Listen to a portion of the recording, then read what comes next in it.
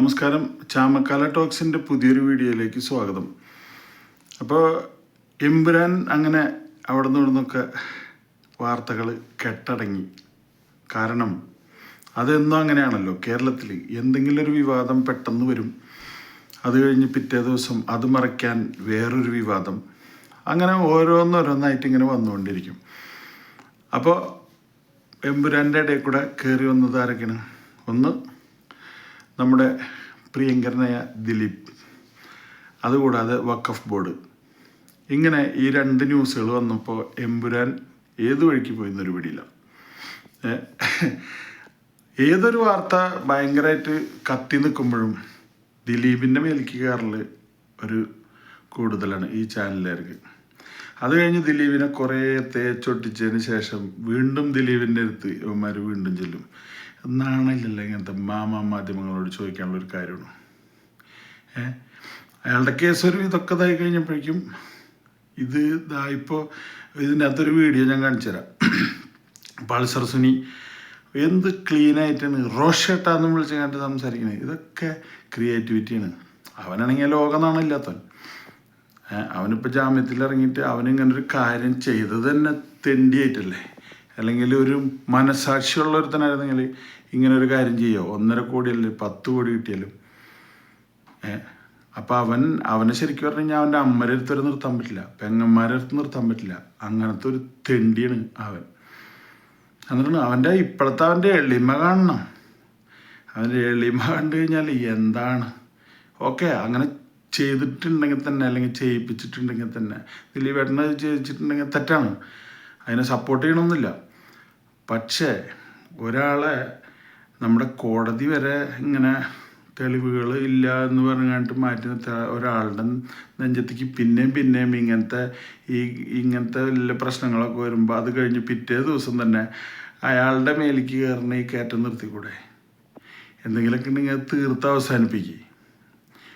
എന്ത് വിഷയം ഉണ്ടെങ്കിലും ഇപ്പോൾ ഒരു 6-7 കൊല്ലമായിട്ട് എന്ത് വിഷയം ഭയങ്കര കത്തി, ഗവൺമെൻറ്റിൻ്റെ ആയാലും മറ്റുള്ളതായാലും എന്തെങ്കിലും കത്തി തെളിഞ്ഞ് നിൽക്കുന്ന അതേ അവസ്ഥയിൽ പിറ്റേ ദിവസം രാവിലെ കേൾക്കാം ദിലീപിൻ്റെ പുതിയ വിഷയം. കഴിഞ്ഞ ദിവസം റിപ്പോർട്ടർ ചാനൽ വൈകുന്നേരം നാളെ ഒരു എക്സ്ക്ലൂസീവ് ന്യൂസ് രാവിലെ 8 മണിക്ക് നിങ്ങളെ അറിയിക്കുന്നതായിരിക്കും എന്ന് പറഞ്ഞപ്പോൾ തന്നെ മനസ്സിലായി എന്തോ കുരുക്ക് എവിടെ നിന്നോ കിട്ടിയിട്ടുണ്ടെന്നുള്ളത്. അത് മൊട്ട അങ്ങനെ ഇടയ്ക്കിടയ്ക്ക് വന്ന് പറഞ്ഞപ്പോഴും അതിൻ്റെ അഡ്വർടൈസ്മെൻ്റ് കണ്ടപ്പോഴും മനസ്സിലായി ഇത് ആർക്കോട്ടുള്ളൊരു പണിയാണെന്നുള്ളത്. അപ്പോഴും മനസ്സിലായി. പിറ്റേ ഇന്നലെയാണ് കാണുന്നത് ദിലീപിൻ്റെ തലക്കിട്ടുന്നത് അടി വന്നത്. അപ്പോൾ ഇതിപ്പോൾ കഴിഞ്ഞ ദിവസം വാർത്തകളിലൊക്കെ ഉണ്ടായിരുന്നു, ഇത് എമ്പുരാനെ തിളച്ചത് ദിലീപാണ് എന്ന് പറഞ്ഞിട്ട്. അതും ഞാൻ പറയുന്നത് ദിലീപായിരുന്നെങ്കിൽ അത് ദിലീപിന് കിട്ടിയായിരിക്കും. പക്ഷെ അയാൾ അങ്ങനെ ചെയ്യുന്നൊരു മനുഷ്യനല്ലേ, അങ്ങനെയാണ് നമ്മൾ വിശ്വസിക്കുന്നത്. പക്ഷേ എന്നിട്ടും അയാളെ മേലെ ഇങ്ങനെ കയറിക്കൊണ്ടിരിക്കണം എല്ലാവരും. എമ്പുരാൻ വെട്ടും തട്ടുമൊക്കെ കഴിഞ്ഞ് വീണ്ടും ഇറങ്ങി. പക്ഷേ എന്നാലും അടുത്തൊരു ഇര വേണമല്ലോ. കാശുണ്ടാക്കുക എന്ന് പറഞ്ഞാൽ ഇങ്ങനെയാണല്ലോ, ഒരാളെ താറടിച്ച് കാണിച്ചുകൊണ്ടാണല്ലോ എല്ലാവരും കാശുണ്ടാക്കുന്നത്. എന്തായാലും കൊള്ളാം. കേരളത്തിൽ ഇങ്ങനെയുള്ള മാധ്യമങ്ങൾ എല്ലാവരും കൂടിയിട്ട് ഒരാളിനെ, ഒരു കുടുംബത്തെ, ഒരച്ഛനെ, അങ്ങനെയൊക്കെ ഉള്ള ഒരാളെ ശരിക്കും പറഞ്ഞു കഴിഞ്ഞാൽ അവർക്ക് അവരുടെ ആവശ്യത്തിന് വേണ്ടിയിട്ട് വീണ്ടും ഇയാളുടെ കാല് പിടിക്കാനും അവർ തയ്യാറാണ്, ചാനലിൽ എന്തെങ്കിലും കാര്യം ഉണ്ടെന്നുണ്ടെങ്കിൽ. അപ്പം ഇതൊക്കെയാണ് നമ്മുടെ നാട്ടിൽ നടക്കുന്ന ഒരു കാര്യങ്ങൾ. എമ്പുരാൻ ഏത് വഴിക്ക് പോയെന്ന് ഒരു പിടിയില്ല.